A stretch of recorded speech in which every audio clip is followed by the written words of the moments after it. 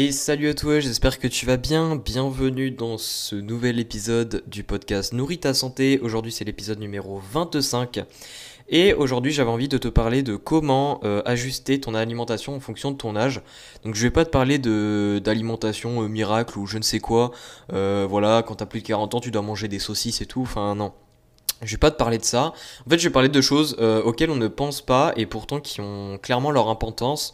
Surtout quand on prend de l'âge, en fait, c'est bête à dire, mais quand on prend de l'âge, il faut faire de plus en plus attention à l'alimentation sur certains points que je vais du coup expliciter dans cet épisode, avec bien sûr un côté pratique comme d'habitude. Donc déjà, avant de parler des petits soucis, etc., concrètement, en fait, quand on est petit, qu'est-ce qui se passe? Alors quand on est petit, en fait, quand on est, etc., il faut déjà savoir que quand on est de la naissance à nos 6 mois, nous ne sommes pas du tout aptes à sentir le goût salé. Donc on n'est pas apte à sentir le goût salé, et puis par contre le goût sucré. Le goût sucré, ça, on le sent directement et on a une préférence pour ça, etc. Donc à partir de 6 mois, on commence à sentir le goût salé. Enfin, c'est un peu bizarre de dire du coup de sentir le goût salé, mais plutôt à connaître en quelque sorte le goût salé. Et en fait, ce qui se passe, c'est que quand on est petit, on a une grande préférence, du moins de façon innée en fait, hein, c'est aussi avec les habitudes, etc. Mais même de façon innée, on a une préférence pour le goût salé et le goût sucré. Et en fait, ce qui se passe, c'est pourquoi est-ce qu'on a une préférence pour ces goûts salés et sucrés, c'est tout simplement parce que ce sont des goûts qui ne sont pas complexes. Et en fait, quand on est petit, dû au fait que l'on n'a pas beaucoup expérimenté, parce qu'on n'a pas beaucoup d'années d'existence en fait, on n'a pas beaucoup d'expérience dans la complexité des goûts, et donc on préfère les goûts simples, et notamment le goût sucré et salé. Donc ça, c'était la petite introduction, pour comprendre. Donc évidemment, à partir de 20 ans, un petit peu plus de 20 ans, on a suffisamment entre guillemets vécu pour pouvoir apprécier les goûts complexes et donc on n'est plus seulement sensible en quelque sorte, de façon positive, hein, aux goûts salés et sucrés. Donc on commence à aimer d'autres goûts et donc évidemment ça n'empêche pas qu'on aime toujours les cookies et qu'on se jette dessus, hein, c'est absolument... c'est pas ça que je veux dire, mais ce que je veux dire c'est que on est quand même conscient de plus de goûts. Le problème, c'est que, bon, quand on a 20 ans, on est conscient de plus de goût, etc. Donc on peut manger pas mal d'aliments, on les apprécie, etc. Même si, j'en ai pas, je vais pas en parler en détail, mais le plus important reste de créer les goûts alimentaires en quelque sorte quand on est petit. Donc c'est-à-dire les parents qui font découvrir pas mal d'aliments à leurs enfants dès petits. Mais ce qui se passe, c'est qu'à partir de 40, 50 ans, eh bien, nos récepteurs en fait de goût dans notre corps commencent à devenir moins efficaces. Parce qu'avec l'âge, notre corps devient tout simplement moins efficace. Évidemment, j'ai dit 40-50 ans, ça peut être bien plus tard selon la personne. Si la personne entre guillemets, elle s'entretient bien, etc., ça va être plus tard. Mais dans tous les cas, ça va forcément arriver un jour. Le problème de cela, en fait, c'est que le fait que donc à la fois les récepteurs de goût, mais également les récepteurs d'odeur deviennent moins efficaces, ça veut dire que les personnes âgées, notamment, euh, même si on met la même nourriture qu'ils mangeaient à 20 ans, et bien pour eux, ça va avoir moins de goût et ça va sentir moins fort en fait. Le problème de ça, c'est que petit à petit, en fait, si on ne fait pas d'ajustement au niveau des plats, eh bien, tout simplement, le goût et l'odeur des plats va devenir de moins en moins attirante parce que s'il n'y a pas assez d'intensité, eh bien évidemment, ça ne nous attire pas. C'est très simple, hein. Tu mets une assiette devant toi, si certes il y a un peu de couleur, etc., mais que ça sent rien et que le goût, il n'y a aucun goût, bah évidemment, ça donne pas envie de manger, quoi, concrètement.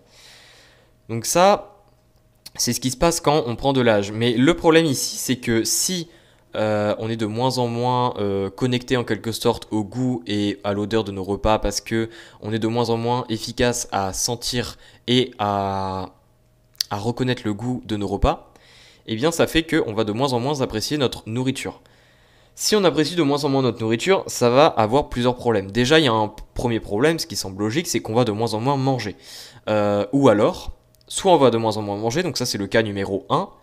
Mais le cas numéro 2, c'est qu'on va se jeter sur des aliments qui ont un plus fort goût. Et devine quoi, qu'est-ce qui a un plus fort goût, qu'est-ce qui a une plus forte odeur? Eh bien, ce sont les aliments ultra transformés. C'est pas fait n'importe comment, les aliments ultra transformés. C'est fait pour qu'il y ait beaucoup de goût, c'est fait pour qu'il y ait une forte odeur, c'est fait également pour qu'il y ait une bonne texture, bref, tout y est pensé. Et du coup, ça va plaire aux personnes âgées notamment qui sont de moins en moins connectées au goût et à l'odeur des repas qu'ils consommaient d'habitude. Donc voilà, donc premier cas, dans le cas où on prend de l'âge et quand on commence à être de moins en moins connecté au goût, etc. Eh bien, le premier cas, c'est soit on mange moins, donc c'est-à-dire on mange moins que nos besoins et donc on crée des déficiences et des carences en certains nutriments. Cas numéro 2, eh bien, on commence à boulotter plein d'aliments ultra transformés et beaucoup moins d'aliments bruts. Et donc, ça fait pareil que l'on consomme trop, cette fois-ci, d'énergie, donc trop de calories. Mais également qu'on peut créer des déficiences parce que des aliments ultra transformés, ça ne contient pas vraiment de nutriments. Donc, premier cas, perte de poids. Perte de poids qui peut justement amener à une prise de poids sur le long terme parce que j'aime pas trop dire ça parce que ça a été un petit peu tendance, mais le métabolisme va en quelque sorte se casser.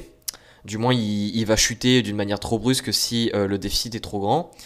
Et cas numéro 2, donc, et il y a déficience en plus de ça. Et cas numéro 2, justement, il y a prise de poids directement, donc cette fois c'est directement. Et il y a aussi déficience. Donc évidemment, dans les deux cas, ça va amener à des maladies. Non, en bref, là, j'ai clairement listé le scénario catastrophique. Qu'est-ce qui se passe en temps normal, en quelque sorte. Évidemment, encore une fois, c'est à apprendre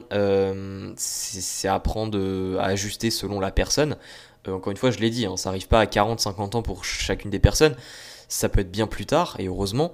Mais dans tous les cas, il y a un scénario similaire à ça, donc plus ou moins similaire. Hein. Des fois, c'est beaucoup moins grave, en quelque sorte, mais qui se produit. Donc en fait, à partir de ça, on peut se dire, bon bah c'est un gros problème. Sauf que le problème, c'est que ce problème de prise de poids, de je mange moins, je mange plus, ou peu importe, eh bien c'est pas le seul problème. En fait, le second problème, c'est que si on est de moins en moins connecté au goût et à l'odeur, eh bien en fait notre intérêt pour la nourriture en temps normal, et quand je parle de nourriture, je parle plutôt ici d'aliments que l'on cuisine, et non pas d'aliments ultra transformés, va diminuer. Et en fait, ça va faire que notre nourriture, donc c'est un petit peu lié au point juste avant que j'ai dit, mais on va de moins en moins cuisiner parce que il faut se mettre à la place des personnes. Quel est l'intérêt de cuisiner si pendant que tu cuisines, tu ne peux même pas goûter tes aliments parce que tu ne sens rien, enfin tu ne sens rien, tu ne reçois rien en termes de goût, et quel est l'intérêt de cuisiner si tu n'arrives même pas à sentir l'odeur que dégagent tes aliments. Bon, bien sûr, j'exagère un peu quand je dis ça, mais ce que je veux dire, c'est que si c'est très peu intense, ça donne pas envie de le faire. Donc, les chances, en quelque sorte, de cuisiner vont fortement diminuer avec l'âge à cause de ça, notamment.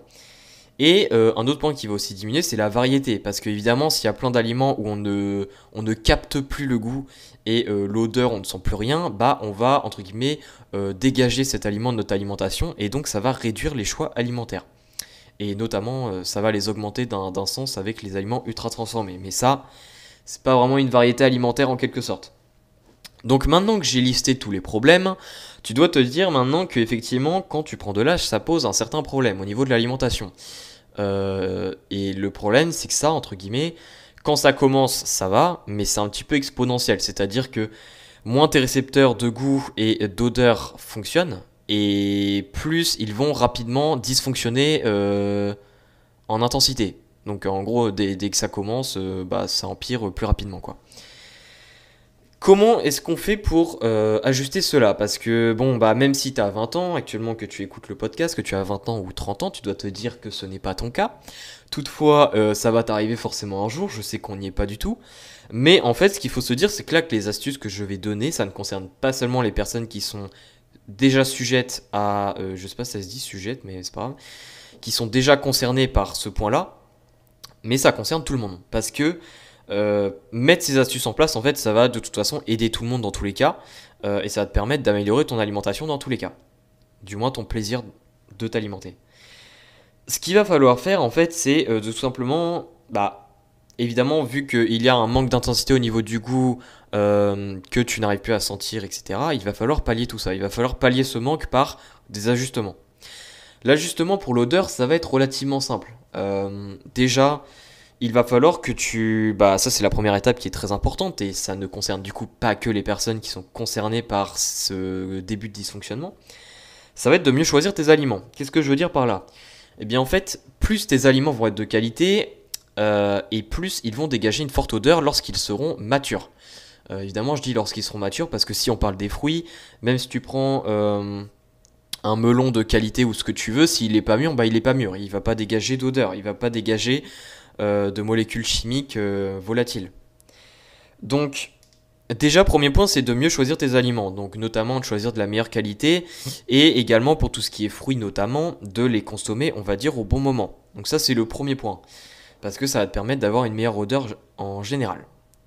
Ensuite, le deuxième point, ça va être d'accompagner toujours, mais toujours, tes repas avec des épices ou alors des herbes. Les épices ou les herbes, ça va te permettre de rendre l'odeur plus intense. Mais en fait, ça va pas seulement ajouter l'odeur de l'épice en question et que tu puisses juste la sentir. Ça va également, en fait, en augmentant, c'est-à-dire quand l'odeur de l'épice va apparaître du coup parce que tu en auras mis, eh bien l'épice qu'elle va faire également, c'est qu'elle va en quelque sorte booster l'odeur des autres aliments. C'est un petit peu un phénomène qui se passe avec des réactions chimiques un petit peu farfelues quoi, qui se déroulent entre les aliments et du coup ça va en quelque sorte, c'est un petit peu comme comment dire, c'est un petit peu comme de l'engrais si tu veux, les épices c'est un peu de l'engrais naturel en quelque sorte. C'est-à-dire que si t'en mets dans ton plat, ça va faire pousser l'odeur de tes autres aliments plus rapidement. Donc tu vas mieux les sentir. Donc ça c'est le deuxième point très important, c'est de mettre des épices ou des herbes. À savoir que généralement ça arrive qu'on on me demande oui Raphaël, quand est-ce qu'on met les épices ou les herbes? Est-ce qu'on les met pendant qu'on cuit ou est-ce qu'on les met après? Dans le cas où on veut vraiment au maximum jouer sur l'odeur, le mieux c'est de les mettre pendant la cuisson parce que en fait avec tout simplement la chaleur qui va être dégagée par la cuisson, eh bien ça va davantage faire comment dire, ça va augmenter la concentration de molécules volatiles et en fait ça veut dire que ça va augmenter la concentration de molécules qui vont nous arriver dans le nez. Donc en d'autres termes qui vont qu'on va réussir à sentir quoi. Donc le mieux c'est de faire ça pendant la cuisson si tu peux. Évidemment si tu mets un truc au four ou un truc que tu peux pas mettre les épices directement, c'est pas grave, tu les mets après, mais le top du top c'est de mettre ça pendant la cuisson. Donc ça c'était le point pour les odeurs. Donc les deux points, donc qualité plus épices herbes. Ensuite pour le goût pour l'augmenter ça va être déjà, bon encore une fois de la qualité. La qualité, les épices vont revenir pour le goût. C'est-à-dire que acheter des aliments de qualité vont avoir un meilleur goût, ça c'est logique. Et mettre des épices, ça va donner aussi du goût à nos repas. Donc ça, c'est super important. Et puis ensuite, pour le goût, qu'est-ce que tu pourrais faire d'autre? Déjà, pour le goût, ça va être d'améliorer, de faire des sauces. Les plats en sauce, en fait, il y a des personnes qui ont toujours été habituées à faire des plats en sauce. C'est pas un problème, et en soi, oui, c'est pas un problème, hein. Mais il y a d'autres personnes qui ne font pas forcément de sauce. Le problème, c'est que quand on commence à devenir moins sensible au goût, eh bien, ce qu'il faut faire, c'est ajouter des sauces. Parce que ajouter des sauces, bon, ça joue beaucoup sur la texture, ça va éviter que le repas soit sec. Mais en fait, le fait que déjà ça va ajouter du goût, la sauce, ça va ajouter également de la texture. Bon, l'odeur, pas réellement. Mais en fait, ça va te permettre d'avoir déjà un repas qui sera moins sec. Ça, c'est super important pour continuer à manger. Parce qu'un repas sec, notamment quand on commence à prendre de l'âge, en fait, ça donne encore moins envie. Parce que déjà, nos apports, nos besoins d'énergie diminuent avec l'âge. Et du coup, entre guillemets, on devient un peu plus flemmard pour ce qui est de manger. C'est-à-dire que si le repas nous convient pas, on est bien plus apte à ne pas le manger. Évidemment, c'est pas un cliché ce que je dis, mais c'est une moyenne, hein. Donc c'est à prendre avec des pincettes, ça dépend de chacun. Mais le point qui est super important, c'est de faire davantage de sauce, ou du moins d'avoir des repas qui sont beaucoup moins secs, parce que ça va jouer beaucoup sur le goût. Donc ça, c'était le troisième point. Donc en fait, là au niveau du goût et de l'odeur, si tu mets tous ces points-là, normalement tu vas réussir à pallier le problème. Donc en soi, t'auras plus ce souci-là. Mais ce qu'il va falloir faire attention, encore une fois, c'est au niveau de la variété alimentaire. C'est-à-dire que les goûts de tes repas diffèrent beaucoup en fonction de l'association des aliments que tu mets. Ce qu'il va falloir que tu fasses, c'est mettre des associations d'aliments que tu aimes beaucoup. Parce que si tu mets de mauvaises associations d'aliments, imagine. En fait, déjà, il y a un point que j'aimerais éclaircir. C'est que quand je dis mauvaise association d'aliments, ça veut pas dire qu'il y a un des aliments que tu n'aimes pas. En fait, tu peux très bien faire une mauvaise association avec deux aliments que tu aimes bien. Qu'est-ce que je pourrais te donner comme exemple? Imaginons, je vais donner un exemple qui peut varier en fonction de chacun. Il y a des personnes qui aiment bien manger de la viande avec des patates douces. Par contre, si tu leur mets des patates douces avec du poisson, là, ils vont pas aimer. Parce que, ils vont pas aimer entre guillemets, parce que ils aiment pas l'association. Et en fait, ils aiment pas l'association parce que déjà, c'est pas une habitude qu'ils ont eue, donc ça, c'est lié à l'éducation, c'est lié à l'exposition, c'est lié aux habitudes. Mais ils n'aiment pas également le goût mélangé des deux aliments, parce que généralement, quand on mange un plat, certes, on mange les aliments des fois de manière séparée, mais même si on mange séparément les aliments, c'est-à-dire on prend une bouchée de patate douce et après on prend une bouchée de poisson, imaginons, ou alors on prend en même temps, eh bien dans tous les cas, les molécules, donc les goûts des deux aliments vont être en relation dans notre bouche, en quelque sorte. Donc évidemment, faire les bonnes associations, ça c'est super important.